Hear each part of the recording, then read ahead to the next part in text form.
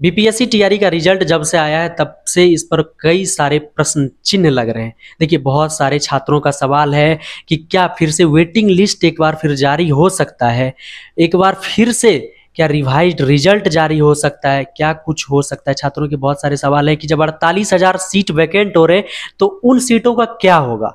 बाकी supreme court में भी कुछ मामला था, वो भी अभी हम जानेंगे। तो रमांशु सर आज के सेशन में हमारे साथ हैं, तो चलिए सर से बातें करते हैं और इन तमाम चीज़ों को जानने का कोशिश करते हैं। सर, ऑन ड्यूटी में आपका स्वागत है। बहुत बहुत धन्यवाद। सर, जिस प्रकार से रिजल्ट आया तो खुशी से ज़्यादा सर ये अधिकांश छात्रों के लिए गम ही लेकर आया, क्योंकि बहुत कम सेलेक्ट हुए, लेकिन इसके बाद इतनी बड़ी संख्या में जो छात्र सेलेक्ट नहीं हुए तो उनका कहना है कि वेटिंग लिस्ट तो कम से कम जारी करनी चाहिए। और सर, खास करके पीआरटी के अंदर जिस प्रकार से इतने सारे रिजल्ट दे दिए गए, तो क्या लग रहा है सर इसमें कहाँ खामियां दिख रही है? और सभी कह रहे हैं कि अगर सही तरीके से इसमें भर्ती ली जाए तो छात्र आधे हो जाएंगे, रिजल्ट आधे हो जाएंगे। देखिए, जो रिजल्ट आया है इसमें पहले उच्च माध्यमिक का आया 10+2 का, फिर उसके बाद जो है 9th-10th का आया, और फिर लास्ट में जो है आपका पीआरटी वाला आया, बीएड 1 to 5 वाला है।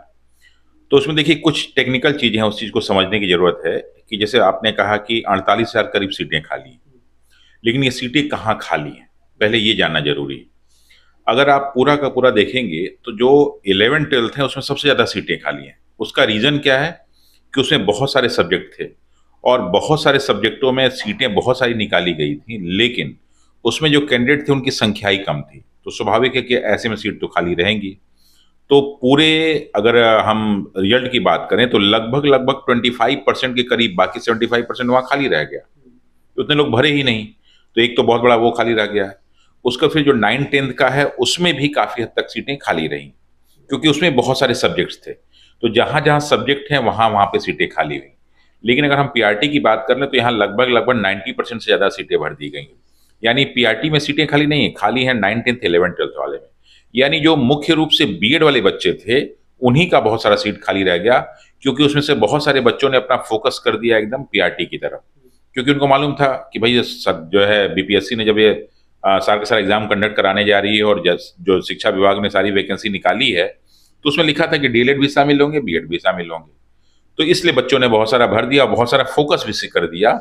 उससे क्या हुआ कि जो 9th-10th 11th-12th की बहुत सारी सीटों में बहुत सारे बच्चों ने भरा ही नहीं। तो एक तो उस खाली रहने का एक बहुत बड़ा कारण वो है।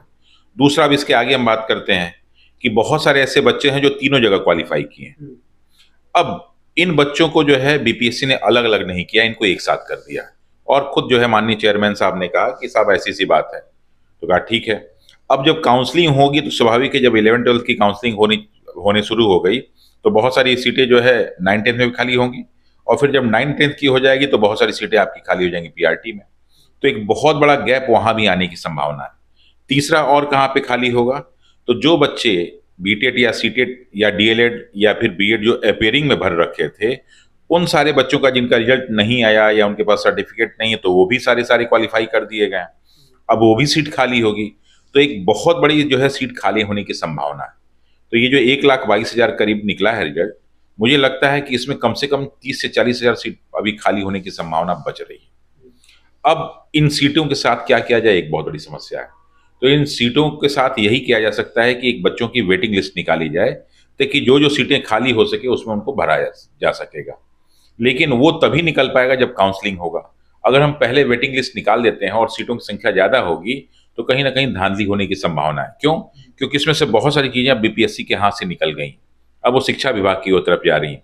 तो जहां बीपीएससी के हाथ से सारी चीज़ें निकली, निश्चित रूप से कहीं ना कहीं धांधली होने की संभावना हो सकती है, क्योंकि बीपीएससी ने जिस हिसाब से एग्जाम कंडक्ट कराया, जिस हिसाब से उन्होंने परीक्षा का पेपर बनाया, जिस हिसाब से उन्होंने जो है सारा का सारा रिजल्ट घोषित किया, ये अपने आप में जो है अप्रत्याशित है। ऐसा आज तक भारत के इतिहास और बिहार के इतिहास में नहीं हुआ है कि 1,70,000 वैकेंसी का इस तरह निकाल दिया जिसमें इतने सारे वेरिएशंस है। इसके अलावा एक चीज़ और भी है कि जो 11th-12th में बच्चे अभी कल से जाके अपना नियोजन कर रहे हैं और योगदान कर रहे हैं, डॉक्यूमेंट्स उनका जो चेक हो रहा है उसमें बहुत सारे नियोजित शिक्षक भी हैं, यानी बहुत सारे उसमें बीएड वाले भी अभी छूटे हुए हैं। उनके साथ क्या किया जाएगा, ये भी अभी एक इशू है। तो ये सारी की सारी इशू है। तो मेरा इसमें ये कहना है कि सरकार को और बीपीएससी को एक ऐसे टेम्पररी ही सही, लेकिन एक वेटिंग लिस्ट जारी कर देना चाहिए कि भाई ये वाले वेटिंग लिस्ट में लोग हैं, 10,000 5,000 जो भी होंगे, इनको हम जो है, अगर सीट खाली होती तो उसमें नियोजित, और सीट तो खाली होनी ही होनी, चाहे कुछ भी सीट खाली होंगी होंगी, तो उसमें हम इनको नियोजित कर देंगे। लेकिन वो न करने से तो कम से कम जो लड़के जो है वेटिंग लिस्ट में शामिल, तो उनको तो तसल्ली मिलती। तो ये नहीं हो रहा, तो मुझे लगता है इस पे काम होना चाहिए। सर वेटिंग लिस्ट बहुत जरूरी है। बहुत बहुत बहुत जरूरी है वेटिंग लिस्ट। सर आज जिस प्रकार से कहा जा रहा है कि कुछ सीटें अगर खाली रखी गई है पीआरटी के अंदर, तो ऐसा भी कहा जा रहा है, सभी कयास लगा रहे हैं कि बीएड वाले जो मामला लंबित है सुप्रीम कोर्ट में, तो उसका भी इंतजार हो सकता है। क्या लग रहा है सर? आज भी एक मामला था। देखिए, जो अभी आज तो शायद बंगाल वाला मामला था, और बंगाल वाले मामले में जहां तक मुझे जानकारी है, डिसीजन यही दिया गया जो कि भाई 11 अगस्त को जो हुआ था उसी को आगे उन्होंने बढ़ा दिया है। और फिर हो सकता है कि शायद ये जो बिहार वाला था इसको 30 तक बढ़ा दिया गया। तो देखिए, अभी जो छत्तीसगढ़ वाले मामले में बीएड जब गया था, तो उसमें यही कहा गया, बीएड और डीएलएड का जब झगड़ा हो रहा था, तो उसमें यही कहा गया सुप्रीम कोर्ट द्वारा कि जो प्रक्रिया है चलने दीजिए, और जब फाइनल हाई कोर्ट सुनवाई करेगा तो उसके बाद डिसीजन लिया जाएगा। उसी तरह अगर इसमें भी कुछ होता है ना, तो प्रक्रिया चल रही है। प्रक्रिया में बीएड को शामिल किया जाए कि नहीं किया जाए, ये सेकंड प्रक्रिया है। लेकिन जो प्रक्रिया पूरी चल रही है, जो सरकार कर रही है, वो रुकना चाहिए कि नहीं रुकना चाहिए, दूसरा प्रश्न है। तो मुझे लगता है कि कोर्ट ये डिसीजन देगा कि जो प्रक्रिया चल रही है उसको चलने दिया, रोक नहीं पाएंगे लोग। लेकिन जो 10% सीटें खाली हैं उसके साथ क्या होगा? क्या बीएड वालों को उसमें शामिल किया जाना चाहिए कि नहीं किया जाना चाहिए?